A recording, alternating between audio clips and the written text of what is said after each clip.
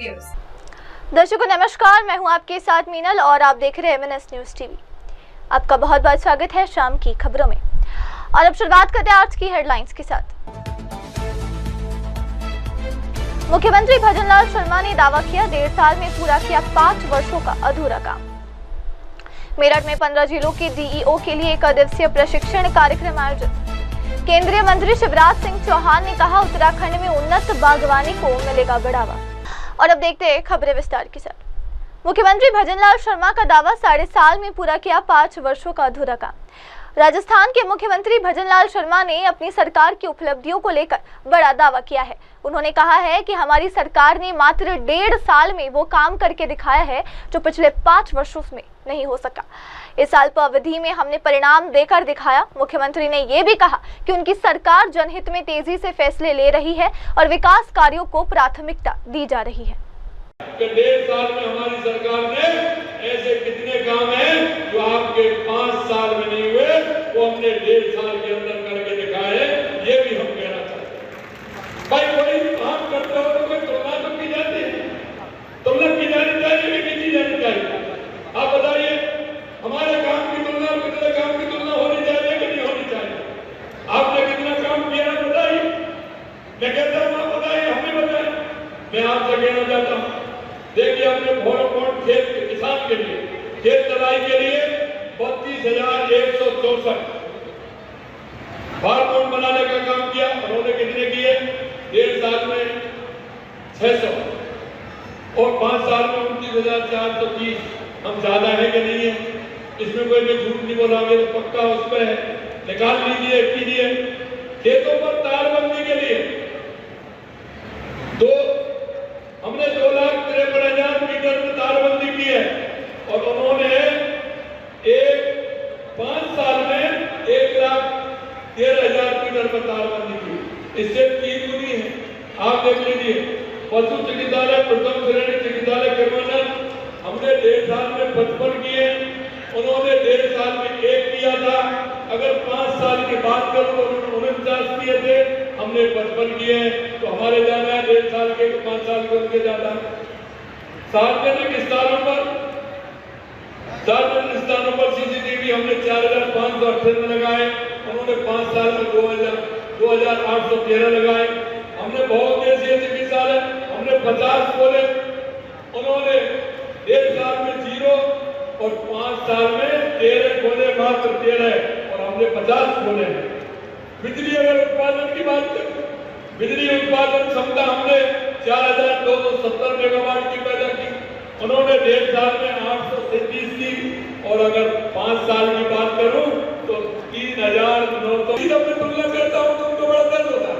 ये काफी है, ये बहुत है। और अब अगली खबर। 15 जिलों के DEO के लिए मेरठ में 1 दिवसीय प्रशिक्षण कार्यक्रम। मुख्य निर्वाचन अधिकारी नवदीप रिन्वा ने दी जानकारी।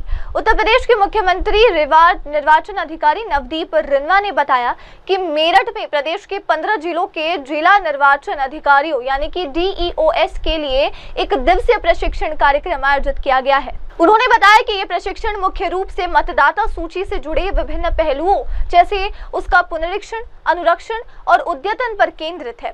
साथ ही इसमें संवैधानिक व वैधानिक प्रावधानों, नियमों और कार्यवाही दिशा निर्देशों की भी जानकारी दी जा रही है। आज मेरठ में उत्तर प्रदेश के 15 जिलों के जिला निर्वाचन अधिकारियों की 1 दिन का प्रशिक्षण कार्यक्रम है यहाँ। और इस प्रशिक्षण कार्यक्रम में जो निर्वाचक नामावलियाँ हैं, इलेक्टोरल रोल्स, उनका जो रिवीजन होता है, मेंटेनेंस, अपडेशन होता है, उसके कॉन्स्टिट्यूशनल प्रोविजंस, उसका स्टैट्यूटरी प्रोविजंस, उसके rules, election commission of India के इंस्ट्रक्शंस, अलग अलग मैनुअल क्या है, पोलिंग स्टेशंस कैसे बनाने हैं, उनका संभाजन करना है, और बूथ लेवल ऑफिसर्स और इलेक्टोरल रजिस्ट्रेशन ऑफिसर्स, इनकी प्रॉपर मॉनिटरिंग कैसे करनी है, इन सारे विषयों पर कई सत्रों में 1 दिन का प्रशिक्षण कार्यक्रम आयोजित किया गया है। और कई चरणों में पूरे उत्तर प्रदेश में सारे 75 ज़िलों के जिला निर्वाचन अधिकारियों का 1 दिवसीय प्रशिक्षण होगा। वाराणसी में, लखनऊ में 3 चरणों में हम करेंगे। आज ये उस कड़ी में पहला चरण है और प्रशिक्षण के बाद सभी जिला निर्वाचन अधिकारियों का मूल्यांकन भी किया जाएगा। और प्रयास ये है कि हमारी वोटर लिस्टें इतनी शुद्ध हों और इतने अच्छे ढंग से बनी हो कि इलेक्शन के दिन जब वोटर जाए तो ऐसी समस्या ना आए कि उनका नाम कटा हुआ है या उनका पोलिंग स्टेशन बदल के कोई दूसरा कर दिया गया है। और अब जब भारत निर्वाचन आयोग ने नए निर्देश दिए हैं कि किसी भी पोलिंग स्टेशन में 1200 से अधिक पोलिंग मतदाता नहीं होने चाहिए, तो आज की तारीख में उत्तर प्रदेश में 1,62,462 पोलिंग स्टेशन है और नए निर्देश से हमारे लगभग 12% और पोलिंग स्टेशन बढ़ेंगे, 1,80,000 से ज़्यादा पोलिंग स्टेशन हो जाएंगे। तो जब हम रैशनलाइजेशन करेंगे उसमें भी कोई परिवार के सदस्य अलग अलग पोलिंग स्टेशन में ना जाएं, गली के लोग अलग अलग पोलिंग स्टेशन में ना जाएं, बहुत केयरफुली उसको करना है। और इसके अलावा पूरा जो हमारा सिस्टम है इलेक्ट्रॉनिकली, जो हमारा एक डेटाबेस है ERO नेट, जिसमें सारे वोट लिस्ट रहती है, नाम घटते हैं बढ़ाते हैं, वो भी आज ट्रेनिंग में सभी ERO नेट का प्रशिक्षण दिया जाएगा। BLO ऐप है, मोबाइल है बेस्ड ऐप, जिसपे सारे BLOs अपने रिपोर्ट्स देते हैं, जब भी हाउस टू हाउस सर्वे करते हैं उसकी भी, और नए फॉर्म 6-7 जब लोग भरते हैं नाम बढ़ाने के लिए, नाम काटने के लिए, उस पर भी रिपोर्ट देते हैं, उसको भी सही ढंग से हमारे ज़िला निर्वाचन अधिकारी, हमारे DMs जाने। आज ये दिया जा रहा है। वोटर हेल्पलाइन ऐप और जो वोटर्स का पोर्टल है, वोटर सर्विस पोर्टल, जिसमें पब्लिक अपना वोट बढ़ाने के लिए, नाम काटने के लिए अपना फॉर्म भरती है, उसकी भी हम ट्रेनिंग दे रहे हैं हमारे। आइए बढ़ते हैं अगली खबर की ओर। उत्तराखंड में उन्नत बागवानी को मिलेगा बढ़ावा, केंद्रीय मंत्री शिवराज सिंह चौहान का बड़ा बयान। केंद्रीय मंत्री शिवराज सिंह चौहान ने कहा है कि उत्तराखंड में सेब और अन्य बागवानी फसलों की उत्पादकता बढ़ाने के लिए हर संभव सहायता दी जाएगी। उन्होंने बताया कि जम्मू कश्मीर में सफल रही हाई डेंसिटी बागवानी को अब उत्तराखंड में भी प्रोत्साहित किया जाएगा। मंत्री चौहान ने कहा कि राज्यों में हाई डेंसिटी सेब के बागों की स्थापना के लिए हम पूरी सहायता उपलब्ध कराएंगे। इसका उद्देश्य किसानों की आय में वृद्धि और आधुनिक बागवानी तकनीकों को बढ़ावा देना है। उत्तराखंड में मडुआ, झिंगोरा परंपरागत जो फसलें हैं, जो मिलेट्स की भी फसलें हैं, उनके लिए उन्होंने सहयोग चाहा है। तो हमने ये तय किया है कि NFSNM योजना के अंतर्गत उत्तराखंड को मिलेट्स को प्रोत्साहन के लिए, विशेषकर मडुआ जैसी जो फसलें हैं वहाँ की, उसके लिए राशि दी जाएगी। फिर सेब की जो फसल है, वो भी सेब की जो हमारे हार्टिकल्चर की फसल है, उसके उत्पादन बढ़ाने के लिए एक हाई डेंसिटी बागवानी जो जम्मू कश्मीर में काफ़ी सफल हुई है, उसके लिए भी उत्तराखंड को हम पूरा सहयोग करेंगे, ताकि हाई डेंसिटी की सेब के प्लांट्स के लिए नर्सरी स्थापित की जा सके। इसके लिए भी उत्तराखंड को सहायता की जाएगी। कीवी का उत्पादन उत्तराखंड के लिए आगे जलवायु के अनुसार भी बहुत उपयुक्त है और कीवी में जंगली जानवरों का नुकसान भी उतना नहीं होता है। इसलिए कीवी की फसल के संवर्धन के लिए भी MIDH के अंतर्गत उत्तराखंड को हम सहायता करने जा रहे हैं। तो ये दोनों जो हमारी बागवानी की फसलें हैं, इसमें एक ड्रैगन फ्रूट के लिए भी उन्होंने सहायता मांगी है। तो ड्रैगन फ्रूट में भी नुकसान कम होता है, उसके लिए भी जंगली जानवरों से खतरा कम रहता है, उसमें भी उनकी हम लोग मदद करेंगे। एक उन्होंने शहद, मशरूम और एक्जोटिक वेजिटेबल्स की स्थापना के लिए राशि चाहिए, वो भी हम स्वीकृत कर रहे हैं इनको बढ़ाने के लिए। अलग अलग जितनी भी चीज़ें उन्होंने कही है, पूरी सूची है मेरे पास। तो ग्रामीण विकास मंत्रालय की ओर से भी और कृषि मंत्रालय की ओर से भी उनको पूरी सहायता की जाएगी। आइए अब बढ़ते हैं अगली खबर की ओर। राजस्थान में आर्थिक विकास और रोजगार को नया आयाम देगा राइजिंग राजस्थान, मंत्री राज्यवर्धन सिंह राठौड़ का बयान। मंत्री राज्यवर्धन सिंह राठौड़ ने कहा है कि राजस्थान में रोजगार सृजन और आर्थिक प्रगति का बड़ा बदलाव तभी संभव है जब राज्य में उद्योग और सेवा क्षेत्र का विकास हो। उन्होंने कहा कि सरकार ने इस दिशा में एक महत्वपूर्ण और सराहनीय कदम राइजिंग राजस्थान जैसे कार्यक्रम के आयोजन के माध्यम से उठाया है। अब हमारा सतत प्रयास है कि ईज ऑफ डूइंग बिजनेस को बेहतर बनाया जाए और कॉस्ट ऑफ डूइंग बिजनेस को कम किया जाए ताकि निवेशकों को राज्यों में आकर्षित किया जा सके। हमारे राजस्थान के अंदर एम्प्लॉयमेंट जनरेशन, आर्थिक रूप से एक बहुत बड़ा बदलाव ये तभी आ सकता है जब यहाँ पर उद्योग आए, सर्विस सेक्टर आए। उसके लिए सरकार ने राइजिंग राजस्थान का पहला बड़ा कदम था, अच्छा कदम था। अब हम लगातार इस कोशिश में हैं कि किस तरह से ईज ऑफ बिजनेस और कॉस्ट ऑफ बिजनेस हम कम करें। मल्टीपल विभाग होते हैं जिनसे अनुमति चाहिए होती है किसी भी व्यवसाय को शुरू करने के लिए। उसमें सबसे बड़ी जो दिक्कत आती वो अभी तक जो आती थी वो थी लैंड उपलब्ध, जमीन उपलब्ध के लिए। तो इन सभी के ऊपर हम काम कर रहे हैं। एक तो हमने नीतियां बना दी कई सारी, तो उससे स्पष्टता आ गई। उसके साथ हमने आईटी के ऊपर एक ऐसा ढांचा बना दिया कि अलग अलग विभाग अपने ही दफ्तरों में बैठकर ये देख सकते हैं कि कहाँ रुकावट आ रही है, उस रुकावट को दूर कर सकते हैं। तीसरा, जिसने भी उद्योग में एमओयू करा है वो अपनी फाइल को ट्रैक कर सकता है। और हर ट्यूसडे अब हम बैठक कर रहे हैं जहां पर जितने भी एमओयूज हैं उस पर धरातल पे कैसे उतर पाए उसके ऊपर चर्चा हो रही है। हमारे राजस्थान के मुख्यमंत्री जी 1000 करोड़ से ऊपर की जो बैठकें लेते हैं।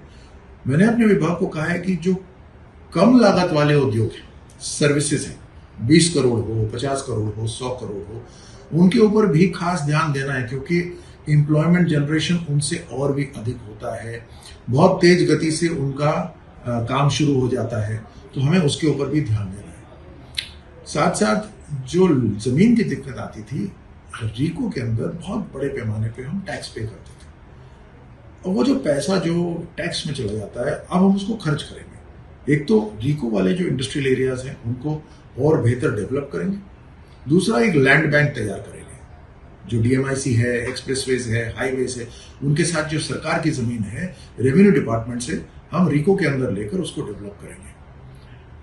बहुत सारे उद्योगपति ऐसे हैं जिन्हें बहुत जल्दी काम शुरू करना है, वो लैंड डेवलप होकर उनको उपलब्ध हो उसका इंतजार नहीं कर सकते। तो हम इसके अंदर ये बदलाव भी लेकर आ रहे हैं कि इस तरह से रीको अनडेवलप्ड लैंड भी एक इंडस्ट्रियल कंपनी को या उद्योगपति को दे सकते हैं, वो अपने आप उसको डेवलप करेंगे। प्राइवेट इंडस्ट्रियल पार्क्स को हम प्रमोट कर रहे हैं, हम कंटेनर डेपोज हैं, लॉजिस्टिक्स हैं, उसको प्रमोट कर रहे हैं। हम इंडस्ट्री की एक नई परिभाषा भी तैयार कर रहे हैं। हमारे जितने अधिकारी हैं वो इस समय लगे हुए हैं कि इंडस्ट्री की परिभाषा, ताकि ये स्पष्ट हो जाए कि कौन कौन से व्यवसाय हैं, सर्विसेज हैं जो इंडस्ट्री के अंदर आती हैं, ताकि उनको लैंड अलॉट करने के लिए रीको और इंडस्ट्रियल डिपार्टमेंट को कोई दिक्कत ना हो। तो हर तरह से हमारी जो पार्टनरशिप समिट आने वाली है दिसंबर 2025 के अंदर, उससे पहले ये सारे काम हम करेंगे ताकि एक बड़े पैमाने पर जो एमओयूज हुए थे राइजिंग राजस्थान के अंदर वो धरातल पर उतर पाए। आइए अब बढ़ते हैं अगली खबर की ओर। रांची लोकसभा क्षेत्र को मिला 4224 करोड़ का रेल बजट, केंद्रीय रक्षा राज्य मंत्री संजय सेठ का बयान।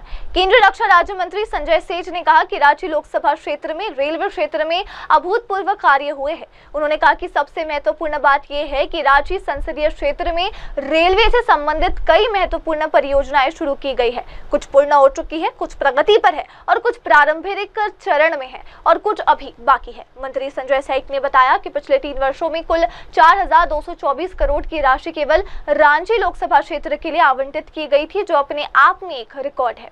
सबसे बड़ा कि रांची लोकसभा में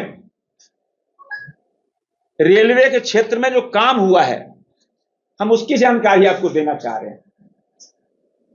इन 3 सालों के अंदर जो काम शुरू हुए, जो अभी चल रहे, कुछ पूर्ण हुए, कुछ शुरुआत में है, कुछ अधूरे भी हैं। 4224 करोड़ रुपया सिर्फ रांची लोकसभा को, यह अपने में एक रिकॉर्ड है। और रांची तो छोड़ दीजिए, ईचागढ़ जो कहते हैं बहुत रिमोट,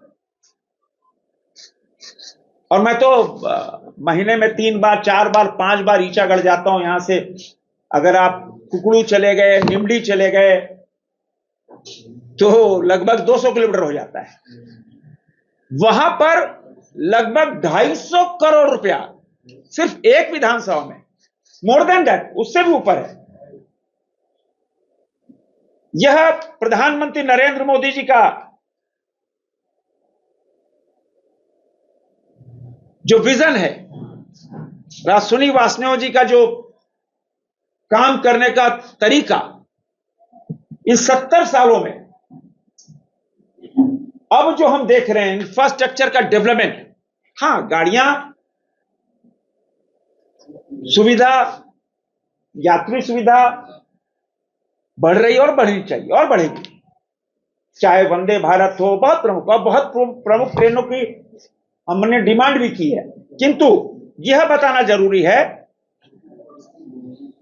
कि खलारे से लेकर ईचागढ़ तक, चाहे वो रांची, हटिया, मूरी, सिल्ली, चांडिल, राय, मसकुलसीगंज, जिमड़ी, गंगा घाट, टाटी सिलवे, नामकुम, पिस्का, ऐसे जो स्टेशन हैं रांची लोकसभा के, हमारे यहां रांची मंडल, एक तो रांची डिवीजन है, दूसरा चकत्तरपुर डिवीजन है, तीसरा आद्रा डिवीजन है, चौथा धनबाद डिवीजन है। ये 4 डिवीजन है। धनबाद डिवीजन हमारा खिलाड़ी डकरा करता है, रांची तो रांची डिवीजन करता है, और जो ईचागढ़ विधानसभा है वो चकत्तरपुर, आद्रा और रांची डिवीजन, 3 डिवीजन लगता है। 3 डिवीजन लगता है ईचागढ़ में, और उसमें वर्तमान में सबसे बड़ा काम है इन रांची लोकसभा में 32 ऐसे 32 अंडरपास और फ्लाईओवर बन रहे हैं, 32 रांची लोकसभा में, जिसमें 16 पूर्ण की हो रहे हैं और 16 बन रहे हैं। अपने में एक रिकॉर्ड है कि अंडरपास, आरओबी 32। लोग पहले एक के लिए तरसते थे कि एक अंडरपास मिल जाए, एक आरओबी मिल जाए, ऐसे 32। आइए अब बढ़ते हैं अगली खबर की ओर। डिजिटल भारत अभियान से बदली तस्वीर, लाभार्थियों की पहचान में एफआरएस तकनीक का सफल उपयोग। केंद्रीय मंत्री अन्नपूर्णा देवी की बयान। केंद्रीय मंत्री अन्नपूर्णा देवी ने डिजिटल भारत अभियान की सफलता को रेखांकित करते हुए कहा है कि ये पहल देश में बदलाव ला रही है, विशेषकर महिला और बाल विकास के क्षेत्र में। उन्होंने बताया कि फेस रिकग्निशन सिस्टम के जरिए अब लाभार्थियों की सटीक पहचान सुनिश्चित हो रही है, जिससे समय पर योजनाओं का लाभ पहुंचाया जा रहा है। देखिए, बिल्कुल डिजिटल भारत अभियान जिस तरह से माननीय प्रधानमंत्री जी का जो ये इनिशिएटिव है, बहुत ही विस्तृत रूप से ये हो रहा है, और खास करके हम अपने महिला बाल विकास विभाग की अगर बात करें तो बहुत ही फायदा भी हो रहा है, और इसका उपयोग पूरी तरीके से हम लोग कर रहे हैं। अभी हम लगभग 100% एफआरएस सिस्टम लागू कर रहे हैं। जो हमारे लाभार्थी हैं उनका फेस रिकॉग्निशन सिस्टम के माध्यम से उनकी पहचान होगी, और फिर हम उनको लाभ देंगे। और लोग इसमें स्टेट काफ़ी आगे बढ़कर इस पे काम कर रहा है।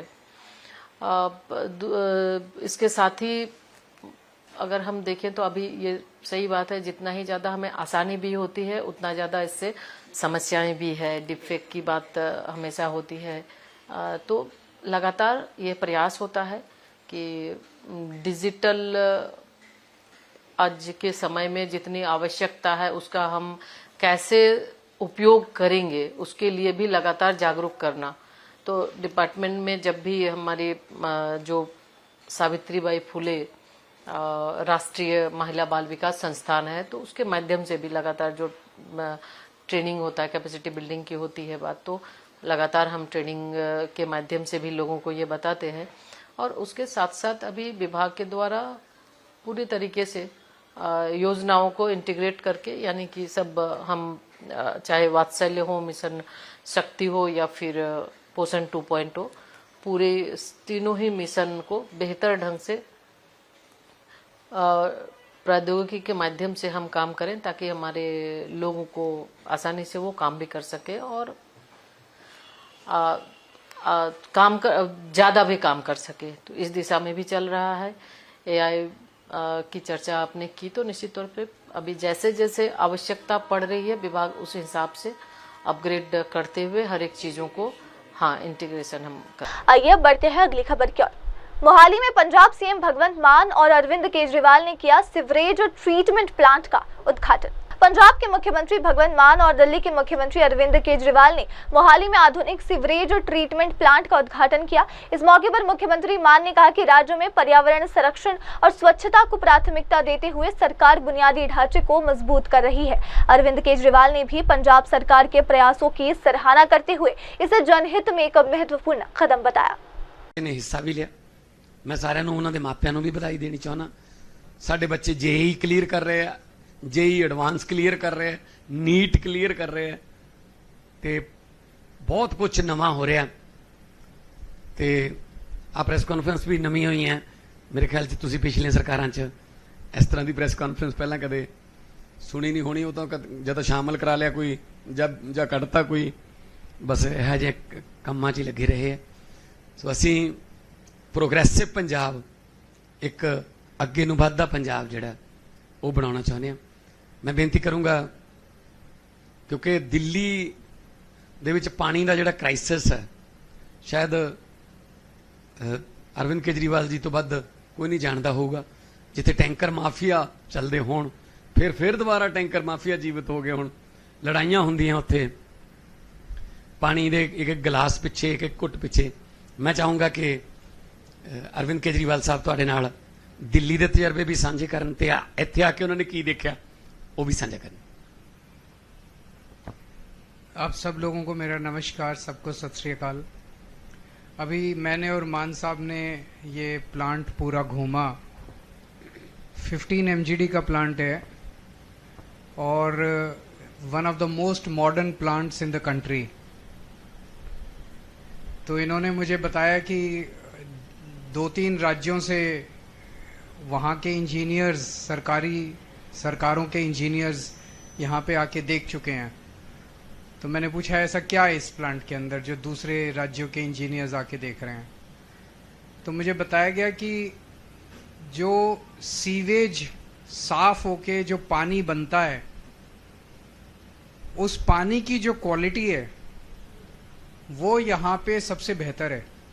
उसको BOD में कहते हैं। जितना ज़्यादा BOD होता है उतना गंदा पानी होता है। तो जैसे जो पानी यहाँ आता है वो 300 BOD का होता है, और अभी जो निकल रहा था पानी वो हमने देखा वो 2.6 BOD का था। दिल्ली में जो हम पानी बनाते थे वो 10 BOD का, 10 जो हमारे दिल्ली में लेटेस्ट अभी प्लांट्स लग रहे थे वो 10 BOD के थे। तो ये यहाँ पे जो पानी जो बन रहा है, साफ होके बन रहा है, वो पानी की जो क्वालिटी है वो that is one of the best. मुझे नहीं पता in the country one of the best है या इन द कंट्री। तो उनका कहना है it is one of the best in the country. 2.6 BOD is मतलब थोड़ा सा और कम कर दें तो पीने लायक ही हो जाएगा वो पानी। तो जो मान साहब सिंगापुर में कह रहे थे, सिंगापुर में वो जो ज़ीरो वाटर है वो अपने सीवेज का पानी पीते हैं। वो सीवेज का, पूरे सिंगापुर का सीवेज का पानी नदी के अंदर अपस्ट्रीम डाल दिया जाता है। अपस्ट्रीम से वो 10 किलोमीटर नदी आके बह के आती है, वहाँ से पानी को उठा के और पानी को ट्रीट करके और इतना ट्रीट कर देते हैं कि वो पीने लायक बन जाता है। तो वो पानी की एक बूंद भी वेस्ट नहीं करते। इसके बाद मुझे बताया गया मोहाली पूरा का पूरा सीवेज से कनेक्ट हो गया है। अब मोहाली का कोई भी सीवेज जो है वो अनट्रीटेड नहीं रहेगा, पूरा मोहाली का सीवेज ट्रीटेड हो गया है। तो हमारी कोशिश है कि पंजाब के सारे शहरों को हम मोस्ट मॉडर्न सिटीज बनाएं अपने। और अब बढ़ते हैं अगली खबर की ओर। मध्य प्रदेश में निवेश अवसरों पर सत्र में शामिल हुए मुख्यमंत्री मोहन यादव। मध्य प्रदेश के मुख्यमंत्री डॉक्टर मोहन यादव ने राज्य में निवेश के अवसरों को लेकर आयोजित एक विशेष सत्र में भाग लिया। इस अवसर पर उन्होंने प्रदेश में उद्योग, बुनियादी ढांचे और नवाचार के क्षेत्रों में निवेश की व्यापक संभावनाओं को उजागर किया। मुख्यमंत्री ने कहा कि राज्य सरकार ईज ऑफ डूइंग बिजनेस को बढ़ावा देने और निवेशकों को अनुकूल माहौल उपलब्ध कराने के लिए प्रतिबद्ध है। उन्होंने उद्योगपतियों और निवेशकों से मध्य प्रदेश में निवेश करने का आग्रह करते हुए कहा कि राज्य भविष्य की संभावनाओं का केंद्र बना रहा है। अलग अलग समय में यहाँ के अपने उद्यमशील लोगों ने अपने वस्त्र से, लघु उद्योग से, अपने इस पूरे देश तो ठीक है, ईरान और आगे तक भी कई सारी जगह तक अपने व्यापार व्यवसाय से पहचान बनाई। और अभी आजादी के बाद और साथ में तो 40 से 47 तक का दशक, कहाँ छोटी छोटी साइकिलों के इतने जबरदस्त रूप से काम करने वाले लोग मिले। A1 साइकिल और दूसरी कौन सी साइकिल, हीरो। क्या बात है, हीरो का विज्ञापन भी क्या आता था, लेकिन कोई एक बात नहीं, सभी क्षेत्रों में मैं मान के चलता हूँ। मध्य प्रदेश और खास करके पंजाब के संदर्भ में कहूँ तो ये सगे बिछड़े में भाई है दोनों एक तरह से। इनको मैं इस नाते से भी बधाई देता हूँ, क्योंकि एक तरफ पंजाब का गेहूं और एक तरफ मध्य प्रदेश का गेहूं, दोनों किसी से कम नहीं है। पंजाब बड़ा भाई है तो मध्य प्रदेश छोटा भाई है। हमको मिलकर के काम करने की आदत है। आज बदलते दौर में जिस प्रकार से समय बदला, हमने सब ये बात तो सही है, जैसे राजनीतिक दलों को छूटे थी कोई कहीं भी आकर के काम करे, अपनी पहचान बनाए, हमारे लिए भी तो छूट है कि हम आपको आमंत्रित करें कि आप भी अपना व्यापार व्यवसाय बढ़ाएं, यहाँ भी काम करें, मध्य प्रदेश भी काम करे। सरकार आपको सब मदद करने के लिए तैयार है, किसी प्रकार से कोई कमी आने वाली नहीं। जब मैं दिल खोल के बात कर रहा हूं तो आपका भी दिल खोल के संदेश तो आना चाहिए। सरकार की व्यवस्थाओं के बलबूते पर मैं पॉलिसियों पे बात नहीं करूंगा। पॉलिसियों पे बात करने के लिए हमारे सारे अधिकारियों ने बात कर ली कि हम किस किस प्रकार से कैसे कैसे मदद करेंगे, और उसी प्रकार से जो ऑलरेडी मध्य प्रदेश में काम कर रहे हैं और यहाँ भी काम कर रहे हैं, ऐसे अनाम धन्य ऐसे सारे हमारे परिवार से जुड़े हुए उद्योगपति भी मंच पे बैठे हैं।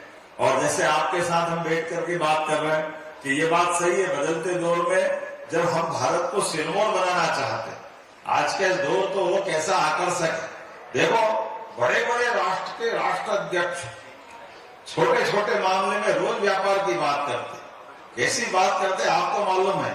एक तरफ युद्ध की बात चलती और हाथों हाथ डील की बात भी चलती। ये नया दौर का समय आया, कभी आपने सुना था कि ऐसा कोई होने वाला, लेकिन ये समय वास्तव में सजगता का भी और तत्परता का भी और इसी प्रकार से त्वरित गति से निर्णय लेने का भी, समय के साथ बदलते दौर में हमको कदम से कदम मिला के चलना।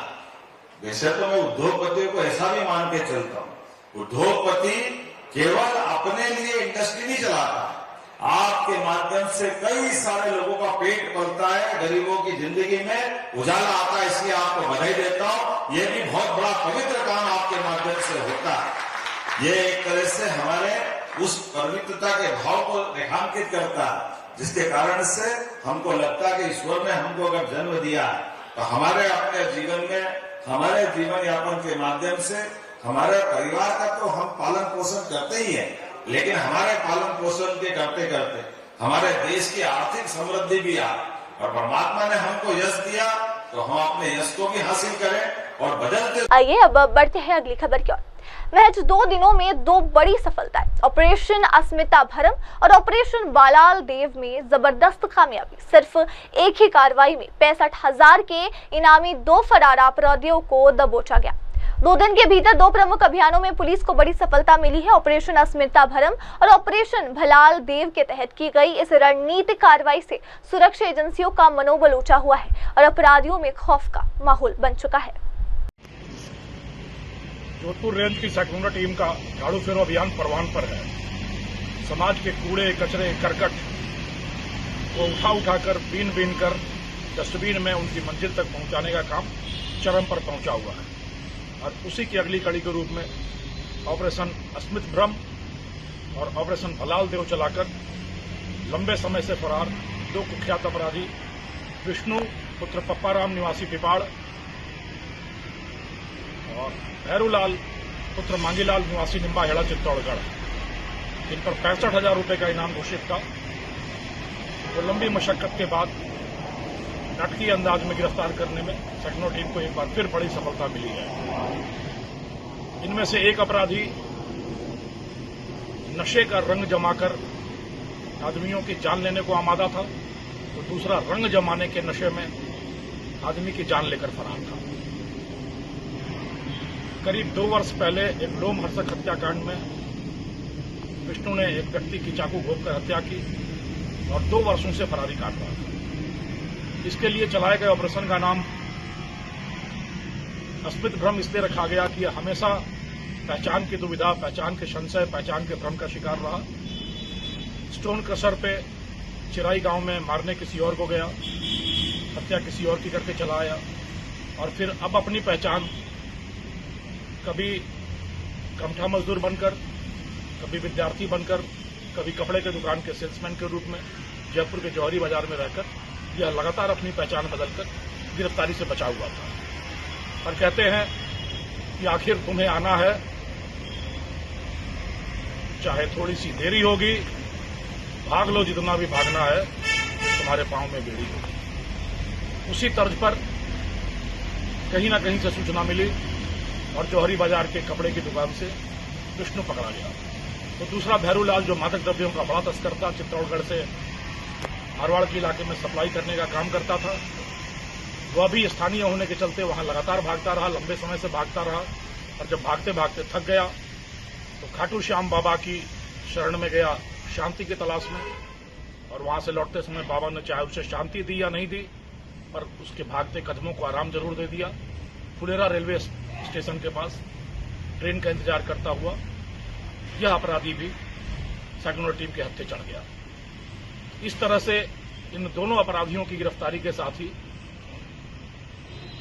शिकारों की संख्या 122 पर जा पहुंची है। ऑपरेशन अस्मित भ्रम और ऑपरेशन हलाल देव की सफलता के साथ ही एक बड़े सफलता की ओर बढ़ती हुई मारवाड़ की धरती को निर्मल, स्वच्छ और स्वस्थ बनाने की ओर सेक्नो सेल के कदम सुदृढ़ हुए हैं, सबल हुए हैं। और कहते हैं, इन अपराधियों के लिए हमारा संदेश है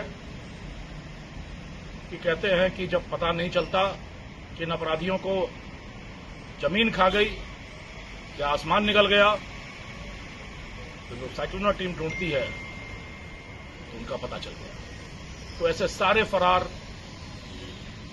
भगोड़े वांछित अपराधी एक के बाद एक करते हुए सेक्नो टीम के चंगुल में आएंगे। बेहतर होगा कि वो पहले ही पश्चाताप करें, अपने पापों का फल भुगते और समाज की मुख्य धारा में शामिल हो। एक बार फिर निर्मल, स्वच्छ और स्वस्थ होती मारवाड़ की धरती को सलाम और शानदार कार्रवाई के लिए सेक्नो टीम का अभिनंदन। और अब बढ़ते हैं अगली खबर की ओर। मुख्य पथ सरगुजा में भाजपा का 3 दिवसीय प्रशिक्षण शिविर शुरू, जेपी नड्डा और सीएम विष्णुदेव साई ने किया उद्घाटन।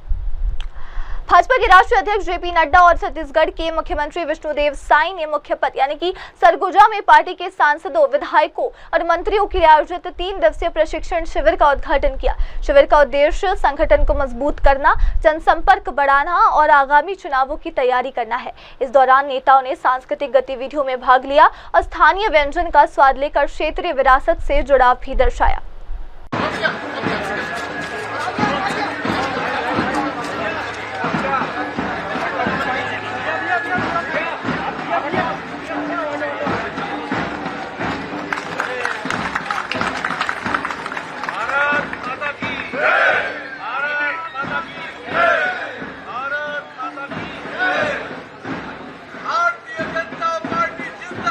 भाई पीछे।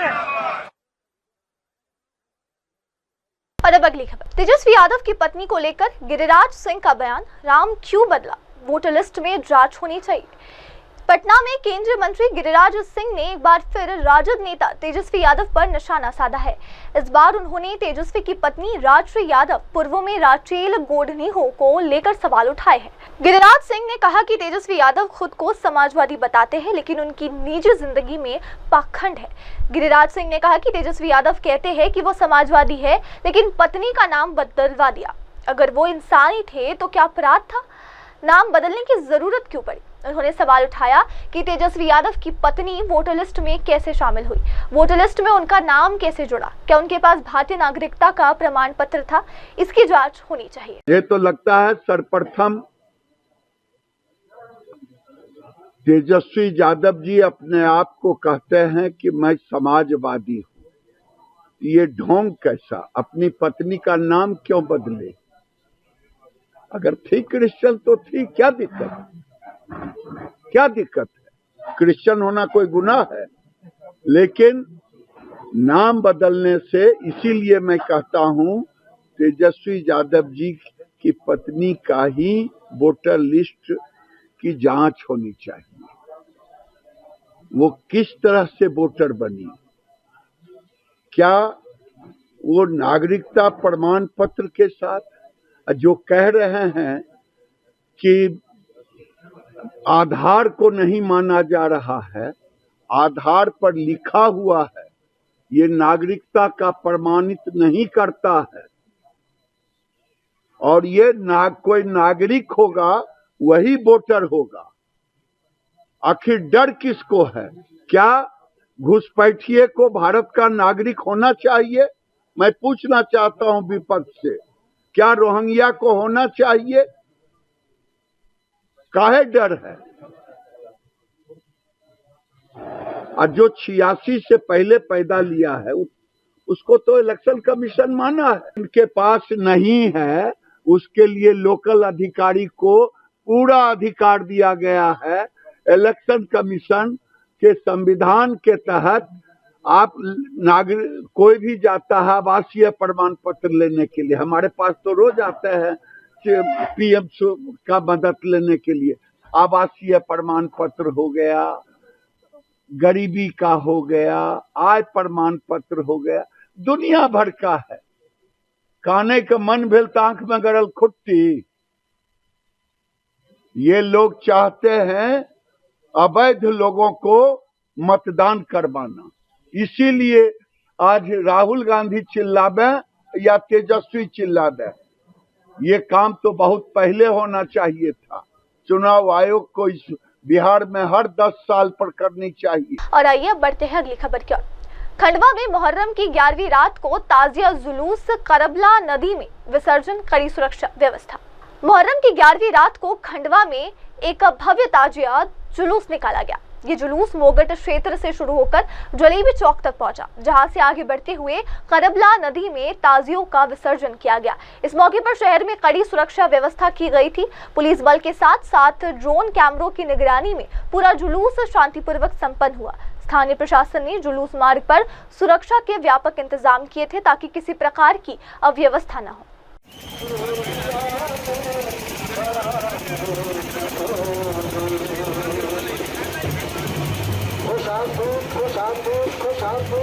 मोहल्ला कसाईपुरा पंचायत समिति की जानिब से हम आप सबका तहसील से इस्तेमाल करते हैं।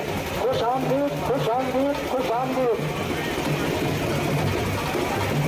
चलिए चलिए बढ़ाते रहिए, चलिए खुश आमदीद, खुश आमदीद, खुश आमदीद। मोहल्ला कसाईपुरा पंचायत समिति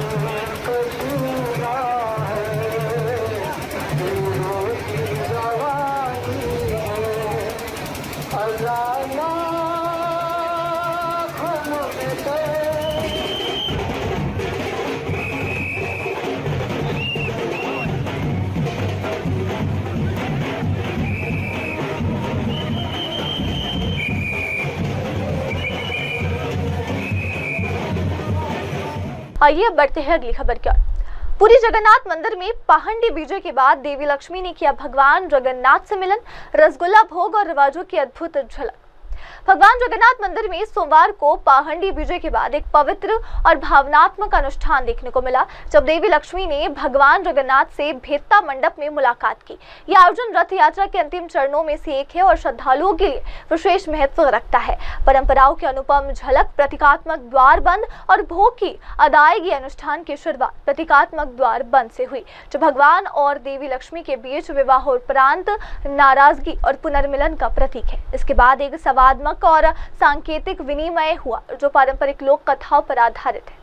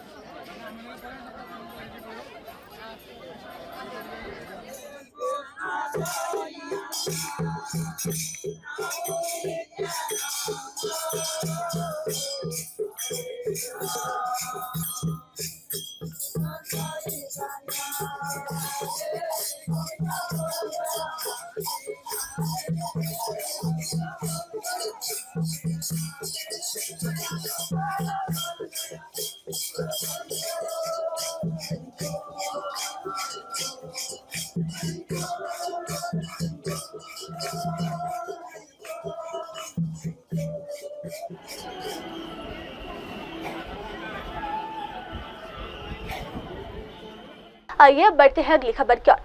पुरी में रसगुल्ला भोग का विशेष अनुष्ठान। भक्त बोले भगवान जगन्नाथ देवी लक्ष्मी को मनाने के लिए अर्पित करते हैं।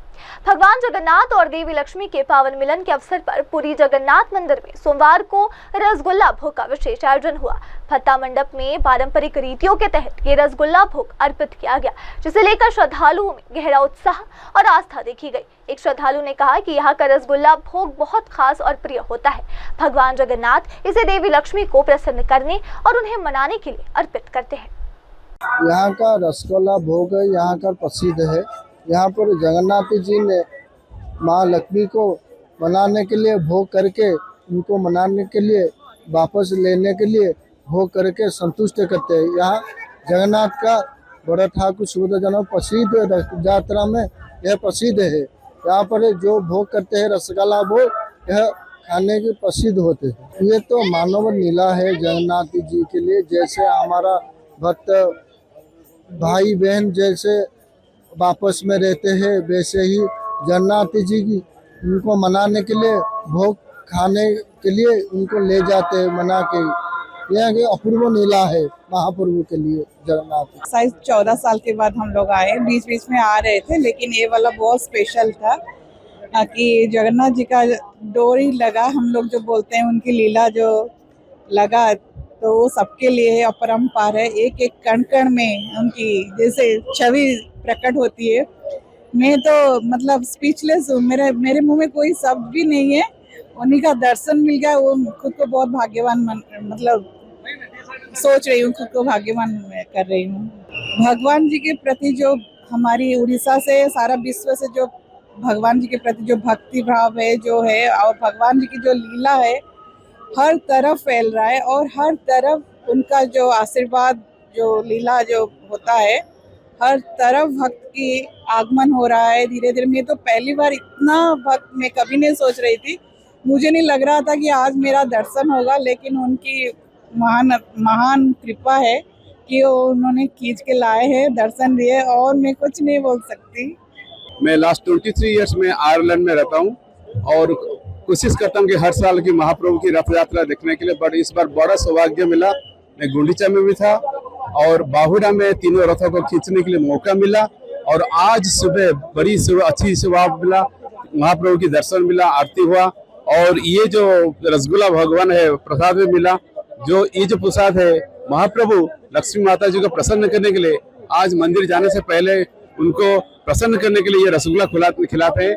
ये बड़ी मानवीय की लीला है। जैसे कोई आदमी अपनी वाइफ को खुश करने के लिए कोई स्वीट चीज, कोई ज्वेलरी देता है, ऐसे महाप्रभु ये रसगुल्ला देते हैं, और हमने बड़ी खुशी मिला कि महाप्रभु की दर्शन में ये रसगुल्ला मिल रहा है, और हम बहुत खुश हूँ आज यहाँ पे हूँ, इस धर्म हूँ, और दर्शन मिल रहा है और रसगुल्ला भी भोजन भी मिल रहा है। आइए अब बढ़ते हैं अगली खबर की ओर। कोलकाता गैंगरेप केस पर जादवपुर विश्वविद्यालय की शिक्षिका शताब्दी दास की प्रतिक्रिया। ये घटना बेहद दुखद, दोषियों को मिले सख्त सजा। दक्षिण कोलकाता में हाल ही में सामने आए गैंगरेप मामले ने पूरे शहर को झकझोर कर रख दिया है। इस पर प्रतिक्रिया देते हुए अंग्रेजी विषय की शोधकर्ता और जादवपुर विश्वविद्यालय की अतिथि प्राध्यापिका शताब्दी दास ने गहरी चिंता और दुख व्यक्त किया है। उन्होंने कहा कि दक्षिण कोलकाता में जो घटना हुई है वो अत्यंत दुखद है और ऐसा कभी नहीं होना चाहिए था। एक महिला के तौर पर मैं क्षमा मांगती हूँ। जो लोग इसमें शामिल है उन्हें सख्त से सख्त सजा मिलनी चाहिए और यदि कोई तथ्य अभी भी दबा हुआ है तो वो सामने आना चाहिए। साउथ कोलकाता में जो घटना घटी है वो बहुत दुखद है। वो होना नहीं चाहिए था। जो भी हुआ है उसके लिए हम एक औरत होने के नाते माफी मांगते हैं और इसके साथ ये भी बोलेंगे जो लोग इसके साथ जुड़ा हुआ है उसको सजा तो मिलनी चाहिए और जो अभी सप्रेस हुआ था वो भी बाहर आना चाहिए। और इसके साथ में हम ये भी बोलेंगे जादवपुर में अभी जो हम हैं एक इंस्टीट्यूशन के साथ दूसरे इंस्टीट्यूशन का कोई कंपैरिजन नहीं होना चाहिए इस मामले में, क्योंकि हर एक जगह में ये सब नहीं होता है। और जो बाहर से आना चाहते हैं वो भी ये झिझक आए। जादवपुर में सब भाईचारा मनाते हैं, फ्रेंडशिप, फ्रेटर्निटी और सिस्टरहुड में बिलीव करते हैं, वहाँ कोई प्रॉब्लम नहीं है। लेकिन इस कॉलेज में जो हुआ है उसका हमको ठीक नहीं लगा और बहुत दुखद लगा। सबसे ज्यादा ये है एक औरत होने के नाते फिर से मैं बोलूंगी कि ये कभी किसी के साथ नहीं होना चाहिए। ऐसे कोई इन्फॉर्मेशन हमारे पास नहीं है कि लोग जादवपुर में आने से डर रहा है।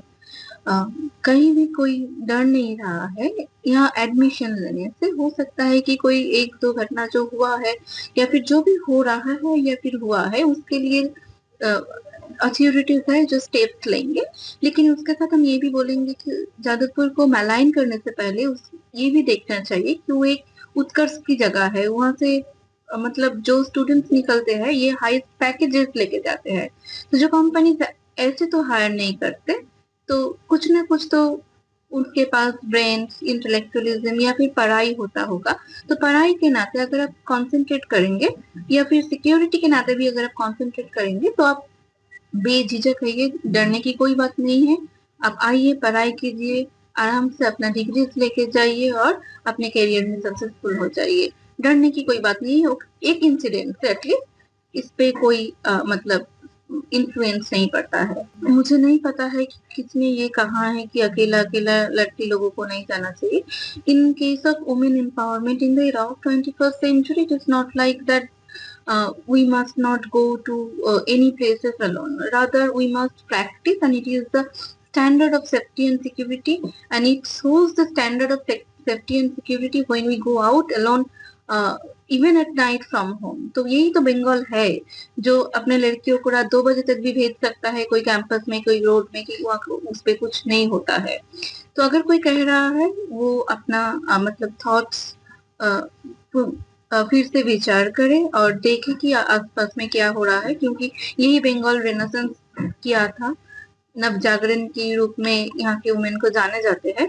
तो जो घटना हुआ है वो दुखद है, ये तो सच है, इसको हम डिपेंड नहीं करेंगे और जो लोग इससे जुड़े हुए हैं उसको सजा भी मिलना चाहिए। लेकिन इसके साथ हम बोलेंगे कि दूसरी जगह को मैलाइन अप मत कीजिए। एक घटना को लेके आप दूसरी जगह को मिस इंटरप्रेट और मिस रिप्रेजेंट मत कीजिए। आइए बढ़ते हैं अगली खबर की ओर।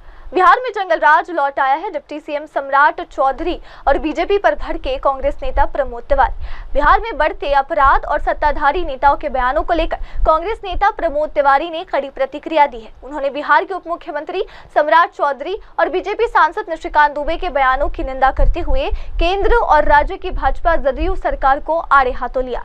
प्रमोद तिवारी ने कहा कि मैं इन बयानों की कड़ी निंदा करता हूँ। बिहार में पिछले 24 घंटे में 9 हत्याएं हुई है, जिसमें से 5 को जिंदा जला दिया गया। क्या नीतीश कुमार बेहोशी की हालत में है या बीजेपी के दबाव में है? लाखों लोग जो है वो छोड़ के भागे। मैं सबसे पहले डिप्टी चीफ मिनिस्टर के इस घटिया बयान की निंदा करता हूं। क्या नीतीश सरकार की यही भाषा है कि जो व्यक्ति मुख्यमंत्री रहा हो, केंद्रीय मंत्री रहा हो, जिसका सम्मान हो, जो एक राजनीतिक दल का अध्यक्ष है, उसके लिए इस तरह की भाषा का प्रयोग करने वाले डिप्टी चीफ मिनिस्टर को निकाल के बाहर कर देना चाहिए मंत्रिपरिषद से।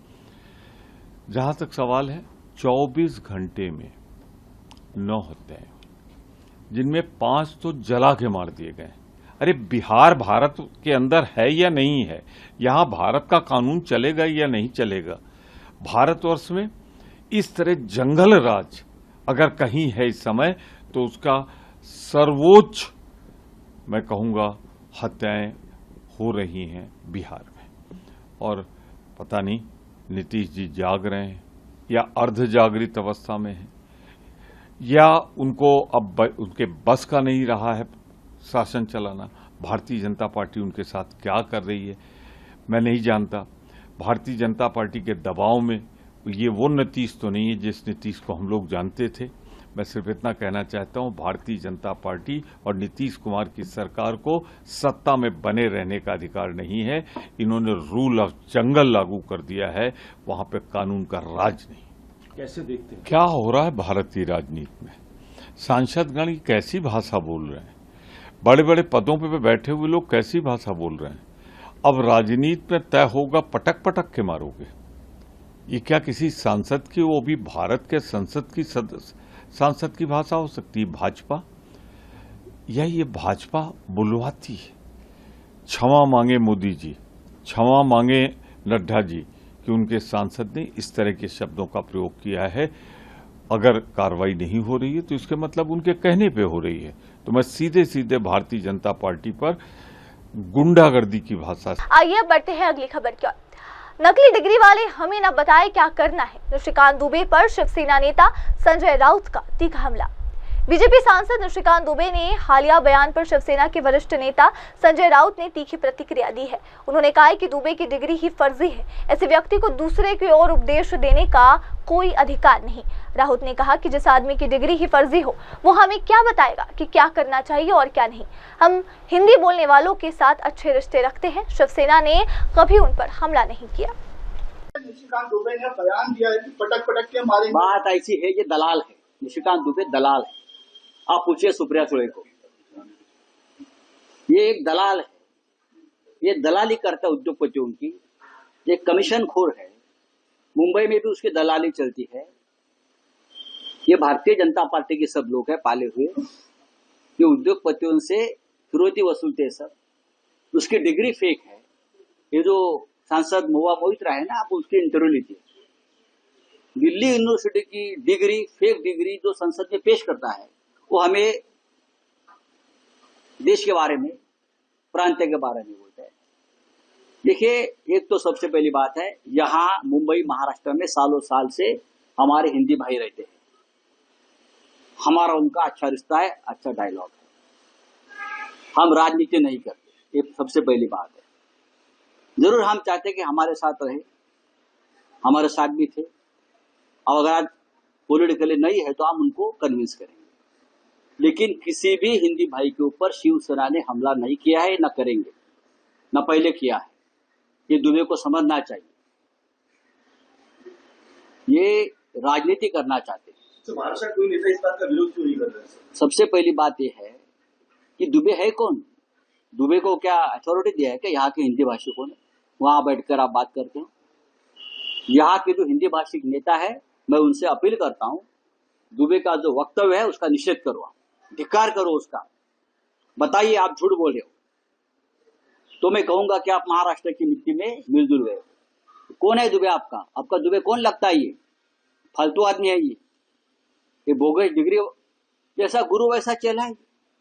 मुझे आश्चर्य है महाराष्ट्र के मुख्यमंत्री और उनके पूरे कैबिनेट का, एक आदमी भारतीय जनता पार्टी का सांसद वहां बैठकर महाराष्ट्र के बारे में, मराठी आदमी के बारे में, मराठी मानुस के बारे में घटिया बातें करता है और आप चुप बैठे हो। आप कौन से मुख्यमंत्री हो? आपको छत्रपति शिवाजी महाराज और बाला साहब ठाकरे का नाम लेने का अधिकार नहीं है भाई। एकनाथ शिंदे अपने आप को डुप्लीकेट शिवसेना का नेता मानता है ना, दाढ़ी पे हाथ घुमाते फिरता है। निकाल दो दाढ़ी आपकी। अगर दाढ़ी में दम नहीं है ना तो दाढ़ी काट कर घूमो, नहीं तो हम आपकी दाढ़ी काट देंगे। क्या चल रहा है आपका? हाँ, इस्तीफा दे दो अगर मर्द हो तो। आप जाकर पूछो मोदी जी और शाह जी को, ये क्या चल रहा है महाराष्ट्र के बारे में? ये कैसी बातें हो रही है? यहाँ एक भी हिंदी भाषिक के ऊपर कभी हमला नहीं हुआ। आप मुझे बताइए, दिखाइए, आप बताइए क्या है ये? यहाँ लाखों हिंदी भाषिक रहते हैं। हम लोग हिंदी में बात, मैं अभी हिंदी में बात कर रहा हूँ ना, अगर हिंदी के ऊपर में बंदी हम लोग डालेंगे तो मैं क्यों हिंदी में बात करूं? ये तमिलनाडु नहीं है, ये महाराष्ट्र है भाई। तो ये बात है देवेंद्र फडणवीस, ये एकनाथ शिंदे, अजित पवार जो डेप्यूटी सीएम है, दो ये उनकी जिम्मेदारी है कि दुबे को सीधा करो। जिस तरह से महाराष्ट्र के बारे में वो बोल रहा है ना, ये आपकी जिम्मेदारी है, तो इस्तीफा दे दो। और अब अगली खबर। गोपाल खेमका हत्याकांड की निगरानी खुद मुख्यमंत्री कर रहे हैं। जदयू प्रवक्ता राजीव रंजन प्रसाद का बयान। बिहार के कारोबारी गोपाल खेमका हत्याकांड को लेकर जदयू ने दावा किया है कि सरकार इस मामले में पूरी गंभीरता से कार्रवाई कर रही है। पार्टी प्रवक्ता राजीव रंजन प्रसाद ने कहा कि मुख्यमंत्री नीतीश कुमार खुद इस मामले की निकटता से निगरानी कर रहे हैं। राजीव रंजन ने सोशल मीडिया पर लिखा, गोपाल खेमका हत्याकांड पर मुख्यमंत्री की पैनी नजर है। इससे पहले भी बिहार पुलिस ने कई मामलों में शानदार कार्य किया है। देखिए, सीधे तौर पर गोपाल खेमका हत्याकांड की मॉनिटरिंग बिहार के मुख्यमंत्री नीतीश कुमार जी कर रहे थे और बिहार पुलिस ने पहले भी शानदार काम किया है। हर घटना के जवाबदेह लोगों की गिरफ्तारियां हुई हैं, उनके जेल की सलाखों के पीछे भेजा गया। लेकिन ताज़ा मामले में जो उद्भेदन के करीब पुलिस है और आधिकारिक तौर पर उनके द्वारा चीज़ें सामने भी आ जाएंगी। एक महत्वपूर्ण और दिलचस्प तथ्य क्या है कि अशोक कुमार साव नाम के एक व्यवसायी के घर छापामारी हुई है। अशोक कुमार साव सरिया के व्यापारी थे। अशोक कुमार साव सुमन कुमार नायक जो लालू प्रसाद जी के चार्टर्ड अकाउंटेंट हैं, उनके घर पर किराएदार के तौर पर था और उसकी संलिप्तता जो जानकारियां मिली है उसके आधार पर इस हत्याकांड में सुपारी देने वाले व्यवसायी के तौर पर निश्चित की गई है। बिल्कुल साफ है कि विपक्ष को कोहराम मचाने के बजाय अपने गिरेबान में झांकना चाहिए। ये कौन लोग हैं?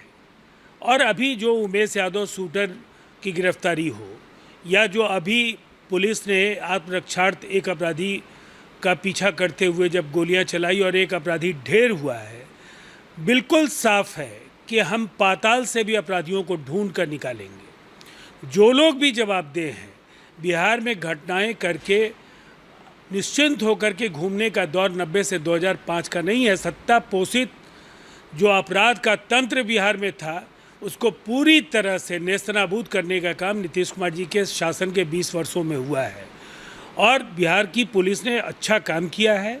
निसंदेह वो बधाई के पात्र हैं और ऐसी घटनाओं के तरफ अगर कभी अपराधी बढ़ते हैं तो उनका अंजाम भी बहुत ही बुरा होगा। आइए बढ़ते हैं अगली खबर की तरफ।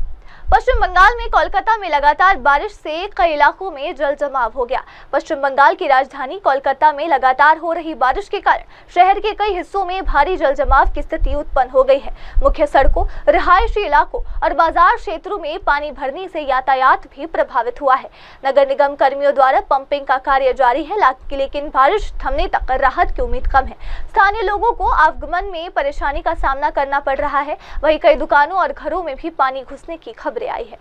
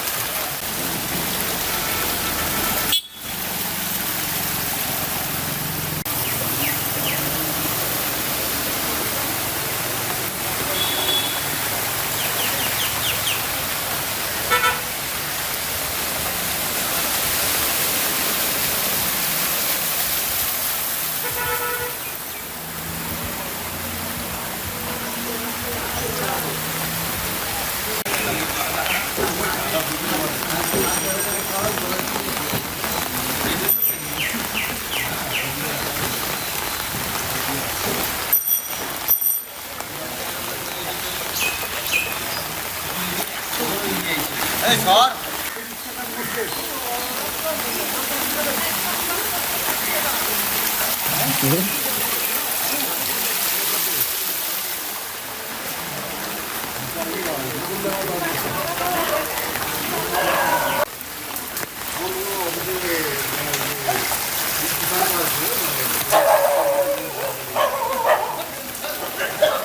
आइए बढ़ते हैं अगली खबर की ओर। केंद्रीय मंत्री ज्योतिरादित्य सिंधिया ने इंदौर में क्रिकेट म्यूजियम का किया उद्घाटन। केंद्रीय मंत्री ज्योतिरादित्य सिंधिया ने मध्य प्रदेश क्रिकेट एसोसिएशन के नए क्रिकेट म्यूजियम का इंदौर में भव्य उद्घाटन किया। इस अवसर पर उन्होंने कहा कि यह म्यूजियम मध्य प्रदेश क्रिकेट और खेल जगत के लिए गर्व की बात है। ज्योतिरादित्य सिंधिया ने अपने संबोधन में कहा कि ये एमपीसीए और मध्य प्रदेश की क्रिकेट बिरादरी के लिए गर्व की बात है। एमपीसीए देश के कुछ चुनिंदा संस्थानों में से एक है जिसने इतनी उत्कृष्ट, वैश्विक प्रेरित और विविधता से भरपूर म्यूजियम स्थापित किए हैं।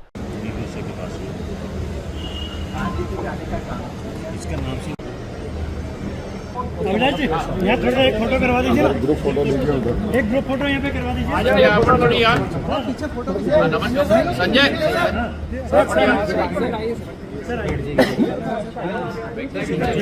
पीछे आ जाओ भाई। भैया ये मोबाइल वाला बोल रहे हैं, नीचे करो यार। आप थोड़ा नीचे करो आपकी।